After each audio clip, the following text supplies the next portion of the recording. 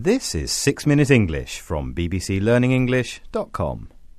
Hello, I'm Yvonne. And I'm Rob. And this is 6 Minute English. Now, lots of people have been getting together with their relatives for Christmas and the New Year. So we thought we'd talk about families today. Now, BBC Radio in the UK has had a family week. They surveyed their listeners and web users to find out how they feel about their families. And they got some really interesting results. Before we hear them, I have a question for you, Rob. Are you ready? Of course. People in the UK were asked, at what age should their children be able to go to school on their own? Can you guess what most people thought was an acceptable age, Rob? 5, 8 or 11 years old? I know people are quite cautious these days, so I'd say 11 years old. As usual, I won't tell you the answer now, but we'll find out what the answer is at the end of the programme. Now, recently, there's been a lot of attention given to the breakdown of traditional British families. The breakdown of families. That's when parents get divorced or separate. And lots of children are brought up by single parents. Single parents. Just one parent, either a mother or a father. There's also been a lot of talk about people needing to be better parents or even attending parenting classes.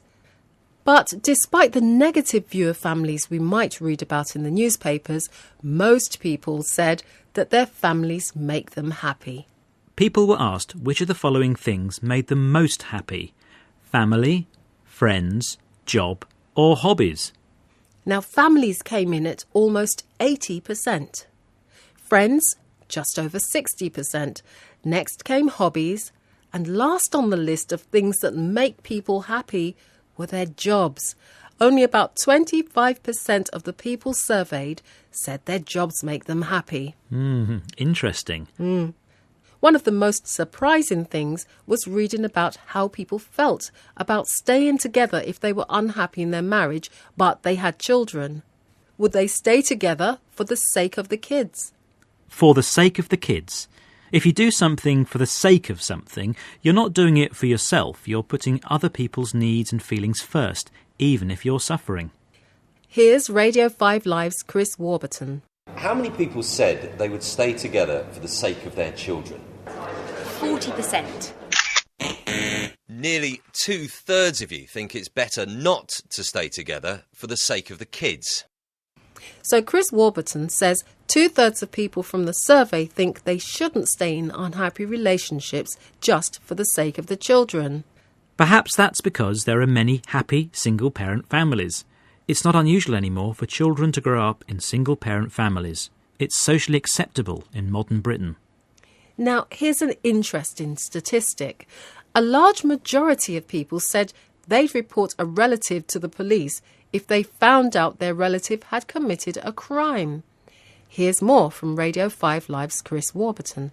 A big majority of people said that they would report a family member to the police if they thought they had committed a serious crime.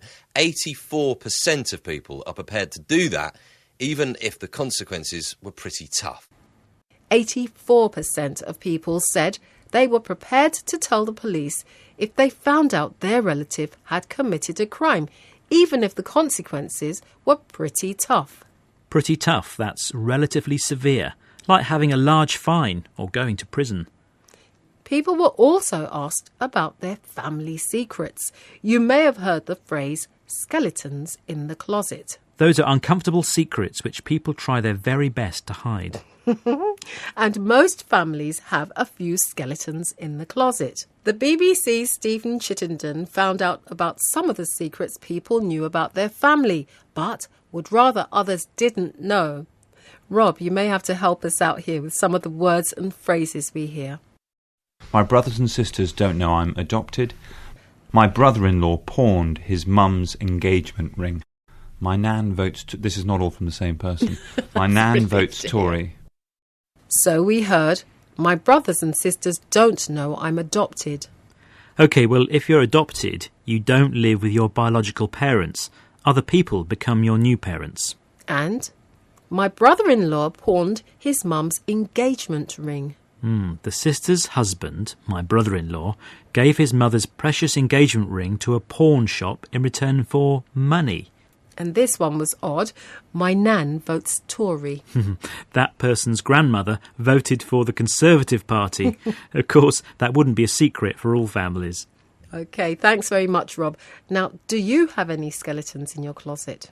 Nothing at all. I'm very honest and upfront. No secrets at all. I don't know if I believe you, Rob. I wouldn't tell you anyway. It's a secret.